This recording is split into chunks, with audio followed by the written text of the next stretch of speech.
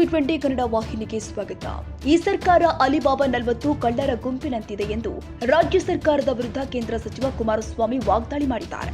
ಬೆಂಗಳೂರಲ್ಲಿ ಮಾತನಾಡಿದ ಅವರು, ಅಧಿಕಾರಕ್ಕೆ ಬಂದಾಗಿನಿಂದ 17 ರಿಂದ 18 ಎಸ್ಐಟಿಗಳನ್ನು ರಚನೆ ಮಾಡಿಕೊಂಡು ರಾಜಕೀಯ ಹಾಗೆತನೆ ತೋರುತ್ತಿರುವ ವ್ಯಕ್ತಿಗಳನ್ನ ಏನೆಂತ ಕರಿಬೇಕು ಅಂತ ಹೇಳಿದ್ದಾರೆ. ಇಡಿಯನ್ನ ಸಚಿವ ಕೃಷ್ಣ ಭೈರೇಗೌಡರು ಸೀಳು ನಾಯಿ ಅಂತ ನಿಂದಿಸಿರುವ ಕುರಿತು ಮಾತನಾಡಿ ಅವರಿಗೆ ಹ್ಯಾಟ್ಸ್ ಆಫ್ ಮಾಡೋಣ ಅಂತ ಲೇವಡಿ ಮಾಡಿದ್ರು. ಲೋಕಾಯುಕ್ತ ಅಧಿಕಾರಿಗಳು ಯಾರು? ಸರ್ಕಾರದ ಅಧೀನದಲ್ಲಿ ಬರುವವರು ತಾನೆ. ಇವತ್ತು ಎಷ್ಟು ಜನ ಮಂತ್ರಿಗಳು ಸಮಜಾಯಿಸಿ ಕೊಡ್ತಿದ್ದಾರೆ. ಎಲ್ಲರೂ ರೀತಿಯಲ್ಲಿ ನಿಂತವರಂತೆ ಇಡಿಯನ್ನ ಬೈಯುತ್ತಿದ್ದಾರೆ, ತಪ್ಪು ಮಾಡಿದ್ದಾರೆ, ಹತಾಶೆಯಿಂದ ನಿಂದನೆ ಮಾಡ್ತಿದ್ದಾರೆ ಅಂತ ಆಕ್ರೋಶ ವ್ಯಕ್ತಪಡಿಸಿದರು. ಹಾಸನದ ಪ್ರಕರಣಕ್ಕೆ ಸಂಬಂಧಿಸಿ ವಕೀಲ ದೇವರಾಜ್ ಗೌಡ ಅವರು ಆಡಿಯೋ ರಿಲೀಸ್ ಮಾಡಿದ್ರು. ಆಡಿಯೋದಲ್ಲಿ ಡಿಕೆ ಶಿವಕುಮಾರ್ ಏನೇನ್ ಹೇಳಿದ್ರು ಎನ್ನುವುದನ್ನ ಇಡೀ ದೇಶವೇ ಕೇಳಿಸಿಕೊಂಡಿದೆ. ಹಾಸನದಲ್ಲಿ ಅದೇನೋ ಸಮಾವೇಶ ಮಾಡ್ತಿದ್ದಾರಂತೆ, ಸಾಂತ್ವನ ಹೇಳುವುದಕ್ಕೆ ಹೋಗ್ತಾರಂತೆ. ಯಾರಿಗೆ ಸಾಂತ್ವನ ಹೇಳ್ತೀಯಪ್ಪ ಎಂದು ಕುಮಾರಸ್ವಾಮಿ ಕಿಡಿಕಾರಿದ್ರು. ಆ ಹೆಣ್ಣು ಮಕ್ಕಳ ಫೋಟೋ ಹಾಕಿ ಬೀದಿ ಬೀದಿಯಲ್ಲಿ ಪ್ರಚಾರ ಮಾಡಿದ್ರಲ್ವಾ, ಯಾರಾದ್ರೂ ಒಬ್ಬರನ್ನಾದ್ರೂ ಬಂಧಿಸಿದ್ದರಾ ಇವರು? ಆ ವಿಡಿಯೋ ಹರಿಬಿಟ್ಟವರನ್ನ ಅರೆಸ್ಟ್ ಮಾಡಿದ್ದೀರಾ? ಇದು ನಿಮ್ಮ ಎಸ್ಐಟಿ ತನಿಖೆನಾ? ಇದೆಲ್ಲದಕ್ಕೂ ಕಾಲ ಒಂದು ದಿನ ಉತ್ತರ ಕೊಡುತ್ತೆ. ಸತ್ಯಗಳಿಂದ ಹೊರಗೆ ಬರುವುದು ನಿಶ್ಚಿತ. ಕೃಷ್ಣ ಭೈರೇಗೌಡ್ರೆ, ನೀವು ಹೇಗೆ ನಡೆದುಕೊಳ್ತೀರಾ? ನಿಮ್ಮ ಸರ್ಕಾರ ಹೇಗೆ ನಡೆದುಕೊಳ್ತಾ ಇದೆ? ಸಚಿವ ಪರಮೇಶ್ವರ್ ಹೇಳಿಕೆ ನೋಡಿದೆ, ಇವರನ್ನ ದೇವರೇ ಕಾಪಾಡಬೇಕು.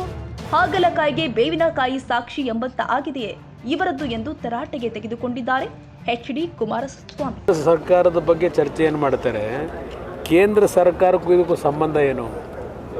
ಮೂಡಾದಲ್ಲಿ ನಡೆದಿರತಕ್ಕಂಥ ಹಗರಣ ಈಗಾಗಲೇ ರಾಜ್ಯದ ಹೈಕೋರ್ಟ್ನಲ್ಲಿ ತನಿಖೆಗೆ ಆದೇಶ ಆಗಿದೆ. ಅದರ ಮೇಲೆ ತನಿಖೆಗಳು ನಡೀತಾ ಇದೆ. ಇಡಿ ಅವರಿಗೆ ಕೇಂದ್ರ ಸರ್ಕಾರ ಸೂಚನೆ ಕೊಟ್ಟಿದ್ದಾರಾ? ಇಡಿ ಮುಂದೆ ಮೈಸೂರು ನಗರದಲ್ಲಿ ಇವತ್ತು ಗವರ್ನರ್ ಮುಂದೆ ಹೋದಂಥ ಒಂದು ವ್ಯಕ್ತಿಗಳೇನಿದ್ದಾರೆ, ಪ್ರಾಸಿಕ್ಯೂಷನ್ಗೆ ಪರ್ಮಿಷನ್ ಕೊಡಿ ಅಂತ ಹೇಳಿ, ಅವರುಗಳು ಇಡಿಗೂ ಸಹ ಇಲ್ಲಿ ಕೆಲವು ಹಣಕಾಸಿನ ವ್ಯವಹಾರಗಳು ನಡೆದಿರ್ತಕ್ಕಂಥ ಹಿನ್ನೆಲೆಯಲ್ಲಿ ಕಂಪ್ಲೇಂಟ್ ಕೊಟ್ಟಿದ್ದಾರೆ. ಅದರ ಮೇಲೆ ಅವರು ತನಿಖೆ ನಡೆಸಿ ಅದರ ಮಾಹಿತಿಗಳು ಕೊಟ್ಟಿದ್ದಾರೆ. ಲೋಕಾಯುಕ್ತ ಏನು ನಡೆಸ್ತಾ ಇದ್ದಾರೆ ಅಧಿಕಾರಿಗಳು? ಯಾರವರು? ಸರ್ಕಾರದ ಅಧೀನದಲ್ಲಿರೋರಲ್ವೇ? ಇವತ್ತು ಎಷ್ಟು ಜನ ಮಂತ್ರಿಗಳು ಸಮಜಾಯಿಷಿ ಕೊಡ್ತಕ್ಕಂಥದ್ದಕ್ಕೆ ಕೃಷ್ಣ ಬೈರೇಗೌಡರಿಗೆ ಹ್ಯಾಟ್ಸ್ ಆಫ್ ಮಾಡೋಣ. ಇವತ್ತು ಅದಕ್ಕೆ ಹೇಳಿದ್ದು ಇಡಿ ಅವ್ರನ್ನ ಸೀಳ್ ನಾಯಿ ಅಂತ ಏನ್ಕಂಡು ನೀವೇನು ನಿಮ್ಮ SIT ಅವ್ರು ಏನು ಮಾಡಿದ್ರಿ? ಇವತ್ತು ಕರ್ನಾಟಕ ರಾಜ್ಯದಲ್ಲಿ ನಿಮ್ಮ ಒಂದು ಸರ್ಕಾರದಲ್ಲಿ ಎಷ್ಟು SIT ಮಾಡಿದಿರಿ? 17-18 SITಗಳು ಮಾಡಿದಿರಿ. ನಾನು ಒಂದು ನಿಮಗೆ ಎಕ್ಸಾಂಪಲ್ ಕೊಡ್ತಕ್ಕಂಥದ್ದು, ನಾನು ಸಹೋದರ ಅಂತ ಹೇಳಲ್ಲ, ರೇವಣ್ಣ ಅವ್ರ ವಿಷಯದಲ್ಲಿ ಯಾವ ರೀತಿ ನಡ್ಕೊಂಡಿದ್ದೀರಿ? ಒಬ್ಬ ಮಾಜಿ ಪ್ರಧಾನಮಂತ್ರಿ ಮನೆಗೆ ಪೊಲೀಸ್ ಅಧಿಕಾರಿಗಳನ್ನು ನುಗ್ಗಿಸಿ ಅರೆಸ್ಟ್ ಮಾಡ್ತಕ್ಕಂಥ ಕೆಲಸಕ್ಕೆ ಕೈ ಹಾಕ್ತೀರಿ ನೀವು.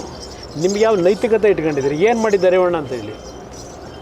ಯಾವುದೋ 5 ವರ್ಷದ ಕೇಸು ಅಂತ ಹೇಳಿ ಒಂದು ಸುಳ್ಳು ಒಂದು ಕೇಸನ್ನು ಯಾರಿಂದ ಪಡೆದು ಏನೇನು ನಡೆಸಿದ್ದೀರಿ? ಅದೆಲ್ಲ ದೇವರಾಜೇಗೌಡ ಅಂತೇಳಿ ಒಂದು ಆಡಿಯೋ ಬಿಟ್ರಲ್ಲ, ಅದರಲ್ಲಿ ಇದೇ ನಿಮ್ಮ ಡೆಪ್ಟಿ CM ಏನು ಹೇಳಿದ್ದಾರೆ?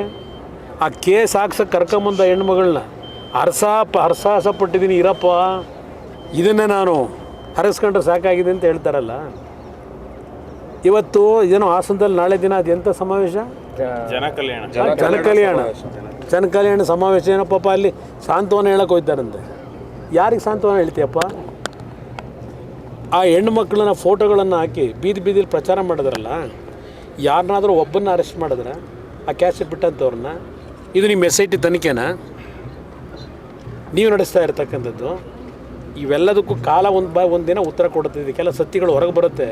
ಕೃಷ್ಣ ಬೈರೇಗೌಡ್ರೆ, ನೀವ್ಯಾಕೆ ನಡ್ಕೊತಾ ಇದ್ದೀರಿ? ನಿಮ್ಮ ಸರ್ಕಾರ ಇವತ್ತು ಯಾರ್ಯಾರು ಏನೇನು ಹೇಳಿಕೆ ಕೊಡ್ತಾಯಿದ್ರೆ ಪಾಪ ನಾನು ನೋಡಿದೆ, ಪರಮೇಶ್ವರ್ ಹೇಳಿಕೆ ನೋಡಿದೆ. ಇವ್ರನ್ನೆಲ್ಲ ದೇವರೇ ಕಾಪಾಡಬೇಕಿಲ್ಲ. ಆಗಿದೆ ಅಂದ್ರೆ ಈಗ ಹಾಗಲಕಾಯಿಗೆ ಬೇವಿನಕಾಯಿ ಸಾಕ್ಷಿ ಅಂತಲೂ ಅಂತಕ್ಕಂಥದ್ದು ಒಂದು ಗಾದೆ ಮಾತು ಒಂದು ಕಡೆ. ಇವ್ರ ಹೇಳಿಕೆಗಳಿಗೆ ನಿಂತವರೆಲ್ಲ ಕ್ಯೂ. ಅಲಿಬಾಬಾ ಮತ್ತು 40 ಮಂದಿ ಕಳ್ಳರ ಸಂತೆ ಇದು ಈಗಿನ ರಾಜ್ಯ ಸರ್ಕಾರ. ಇವ್ರು ಹೇಳಿಕೆ ಕೊಡ್ತಾ ಇರ್ತಕ್ಕಂಥ ನೋಡಿದ್ರೆ ಚರ್ಚೆ ಮಾಡೋಣ ಮುಂದೆ.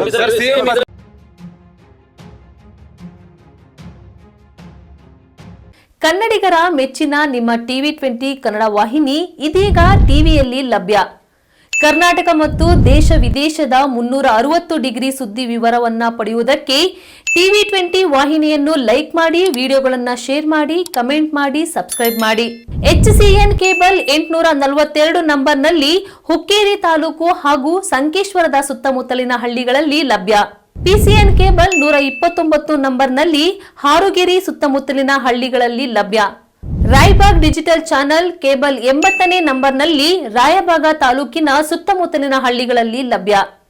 UDCN ಕೇಬಲ್ ನೆಟ್ವರ್ಕ್ ಉಗಾರ ಸುತ್ತಮುತ್ತಲಿನ ಹಳ್ಳಿಗಳಲ್ಲಿ ನಿಮ್ಮ TV20 ಕನ್ನಡ ವಾಹಿನಿಯೂ ಲಭ್ಯ.